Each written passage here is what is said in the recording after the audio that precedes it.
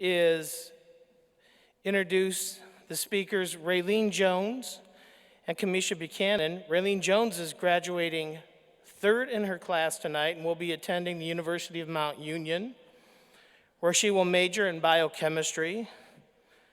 Raylene just finished her senior project in education, which solidified her plans to become a science teacher.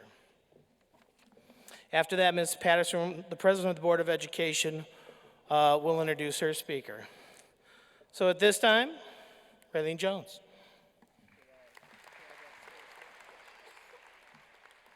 It is truly an honor to be standing here today with the opportunity to address my peers as a whole.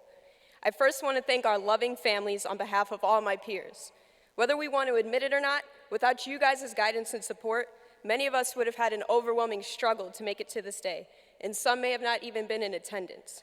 So I welcome you to think of this ceremony as not just a graduation of your children, but as a graduation of your efforts and hard work over the past 18 years. Life is a journey, not a destination. Famous American poet Ralph Waldo Emerson is credited with saying those exact words back in the 19th century. Today, in an age when humans get swept up in planning their days, which turns to planning their weeks, their months, then even years, many of us set deadlines and goals without remembering to enjoy the precious moments in between. I'm sure most of you can relate to feeling like the past 4 years have been a blur, with us transitioning from being the annoying freshman of Bedford High to the graduating class of 2015. With many of us just seemingly planning out our entire futures in only the span of this past year, I hope to offer all of you some advice, hopefully without sounding too cliche, for you to think about as you begin this amazing new chapter in your lives that may help you to take notice and enjoy the moments that will make up the journey to your destinations. First, number one, don't let others define who you are. I myself have just recently decided my intended career of education. I was never completely sure of how I wanted to make a living going through middle and high school, so I was open to several opinions of what I should be when I grow up, from my teachers, older friends, and family members. The list ranged from sports manager to physical therapist to engineer to even landscaper, with many other professions in between. Only in my past 2 years of high school did I begin to truly examine what I enjoy doing, which is teaching and helping those around me. Had I just listened to the suggestions of those around me, I'd still be stuck without a clue as to what I wanted to do with my life. The late Steve Jobs himself advised, "Don't let the noise of others' opinions drown out your own inner voice." Sure, our parents can be our number one supporters, and our teachers offer helpful advice on what our strengths are, but only you guys have the final say in your future. I hope that all of you find your passion and let that define who you are and how you're perceived by others. Number two, you do not need to be perfect. Did you know that if you type in a Google search for the top answer to the common job interview question, "What is your greatest weakness?" one of the top search results will guide you to say something along the lines of, "I'm too much of a perfectionist." The answer is designed for the interviewer to see the interviewee as someone who may fail from time to time, but only due to the fact that they try to flawlessly perform every task that they are given. Trying to be a perfectionist can truly be a stressful endeavor. While we can strive for perfection, is it ever truly met? Sure, field goal kickers can spend hours upon hours practicing their kicks, and singers can rehearse the lyrics of a song until they can recite them backwards.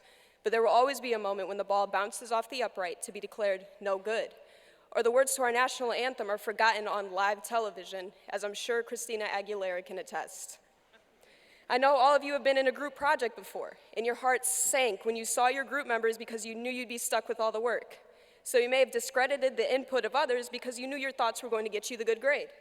Or perhaps you sat in class on the verge of a breakdown because you were only 0.02% away from the letter grade that you needed for a quarter in a class. Beyonce Knowles herself said, "If everything was perfect, you would never learn and you would never grow." If the queen bee, who's seen as the very definition of perfection in the R&B world, can admit to not being perfect, I think that it's all right for us to not get caught up on the small details and enjoy any obstacle that life throws at us, whether we succeed or fail, because each trial can only be seen as a way to either build character or teach us something new about ourselves. We all mess up, and that shouldn't deter you from your dreams. You do not need to be perfect. And finally, number three, never under any circumstance should you give up. Right now, I would with 100% confidence make a $100 bet that every single one of you at some point in the last 4 years has muttered the phrase, "I'm about to drop out." Some of us have never finished a year with a grade lower than a B, and we've still said those 5 words, whether it was due to stress or drama or numerous other reasons. While obviously we never went through with it, who knows what may have happened if we acted upon those 5 words? Your futures would be completely different. Not only would you not be sitting in your seats today, but the opportunities that each of you have in the upcoming years would be non-existent. One day, my junior year, I was at softball practice and getting ready to go home. Before leaving, my coach handed all of us a piece of paper with the words, "If you allow one success to make you think you are good enough, you will fail. But if you don't allow one failure to make you think that you are not good enough, you will succeed."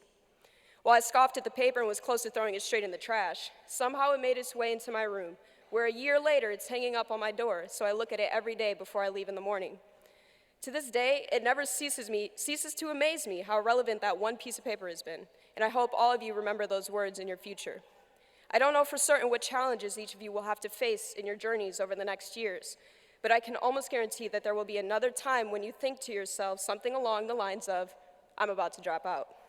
So I encourage you to take each obstacle that faces you in stride, and never, under any circumstance, should you give up. In conclusion, you are all about to embark on your own unique journeys with unique destinations. The beauty of it is that over the course of your journey, the destination that you think you knew was going to be your future can change in merely a moment. Whether it was because of your own decisions or an external factor, there are 3 theories that I hope you never forget throughout the course of your journey. Don't let others define who you are. You do not need to be perfect, and never, under any circumstance, should you give up. I wish all of you the best of luck, and may you never forget to enjoy every part of the journey that leads you to your destination.